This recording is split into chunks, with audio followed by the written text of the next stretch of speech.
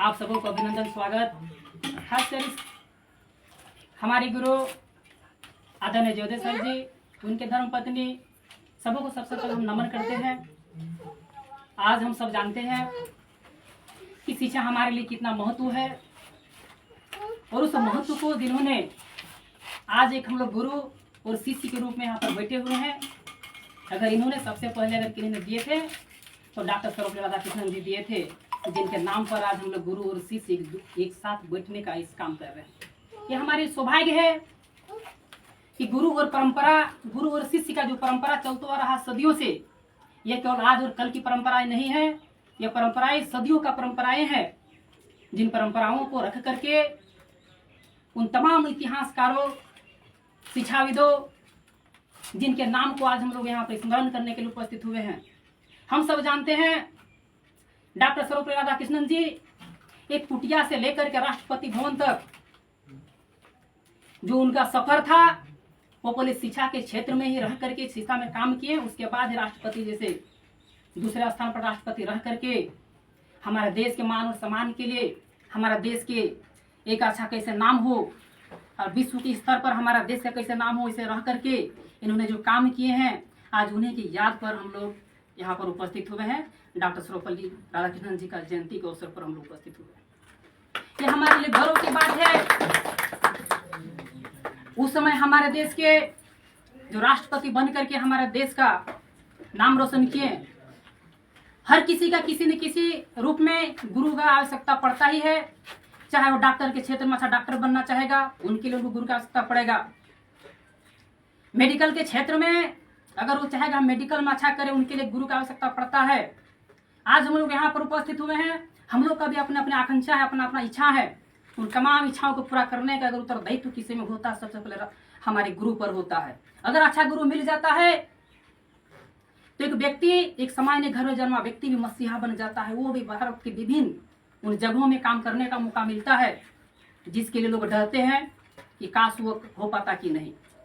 हम लोग जिस जगह पर हैं, किसी भी तरह का हमको कमी महसूस नहीं होता है, और एहसास आप लोगों के दिल में भी होगा। तब जा करके हम लोग सब यहाँ पर आते हैं, अपने विभिन्न माध्यम से, अपने परफॉर्मेंस के माध्यम से, अपनी योग्यता और क्षमता के माध्यम से विभिन्न जगहों पर रह करके, चाहे हम लोग अभी कोई भी स्थान में रहता है, लेकिन यहाँ पर आकर के गुरु वही होता है जो जीरो से लेकर के हीरो बनाने का काम करता है। गुरु वही होता है जो सोए हुए को उठा दे, उठे हुए को दौड़ा दे और दौड़े हुए को मंजिल तक पहुंचा दे। उसी को हम गुरु कहते हैं। वही हमारे गुरु, हमारे गर्व की बात है कि हम लोग वैसे इंस्टीट्यूट में पढ़ने का मौका मिला है। जिस जगह पर आकर के हम ये गर्व महसूस होता है कि हम मंदिर में जा रहे हैं, उस मंदिर में पूजा करने के उद्देश्य से जा रहे हैं। पढ़ाई की पूजा होता है, जो किस रूप में देखता है, हम मंदिर के रूप में देखते हैं, उस मंदिर के रूप में पूजा करने के उद्देश्य से आते हैं। जब इंस्टीट्यूट में नहीं आए हुए थे तो हमको लगता था कि हम कौन सा जगह में है। बोकारो में इतना दिन रहने के बाद भी कुछ नहीं कर पाए हैं, ये हमारे लिए दुर्भाग्य था। लेकिन जब यहाँ पर आए तो एहसास हुआ कि अगर हमारे यहाँ अगर ऐसे गुरुओं की, ऐसी शिक्षकों के मार्गदर्शन हुआ होता तो हम लोग कुछ अच्छी जगह पर होते। लेकिन सौभाग्य है उनके आने के बाद, यहाँ पर आने के बाद लगता है कि हमारे जीवन का भी कोई उद्देश्य है। खाना कमाना, शादी ब्याह करना, बाल बच्चा करना तो हर कोई करता है। देश और समाज के लिए मरने वाले लोगों को अपने को सबसे पहले हम लोग कोटि में रखते हैं, जिनके लिए आज हम लोग यहाँ पर उपस्थित हुए हैं। हम सब जानते हैं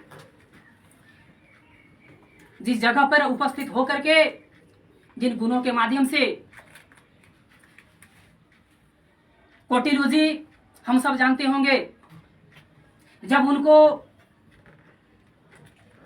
उनके साम्राज्य से, धनानंद के साम्राज्य से हटा दिया जाता है, एक तप करने वाला और पढ़ाने वाला एक महर्षि कैसे देश की हिफाजत करने के लिए, कैसे सिकंदर के हमला से बचाने के लिए, अपना देश को बचाने के लिए उन्होंने एक चंद्रगुप्त, जिसको चंदू के नाम से जाना जाता था, उन्होंने पूरे विश्व, पूरे भारत, अखंड भारत बनाने के लिए उन्होंने एक छोटा सा चंदू को बनाने लगते हैं और उनको ऐसा बना देते हैं कि मौर्य सम्राट खड़ा कर देते हैं। ये गुरु का ही देन है, गुरु को दूसरा कोई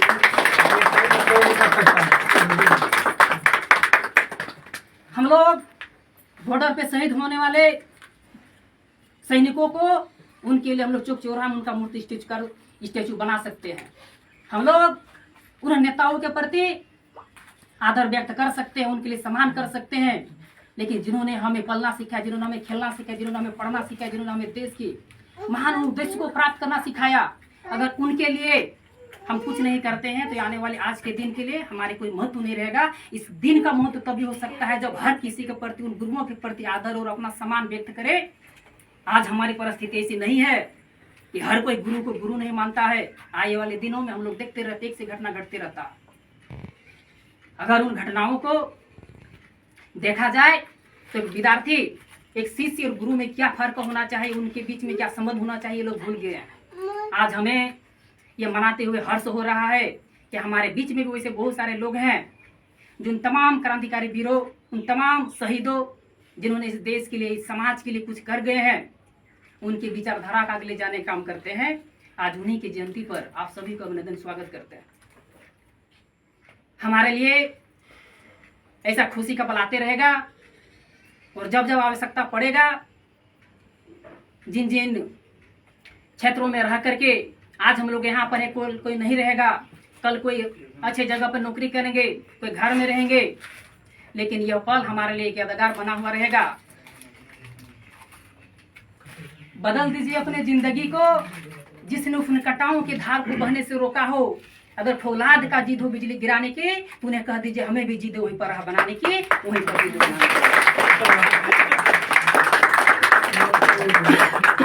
ऐसा नहीं है कि हम लोग भारतीय हैं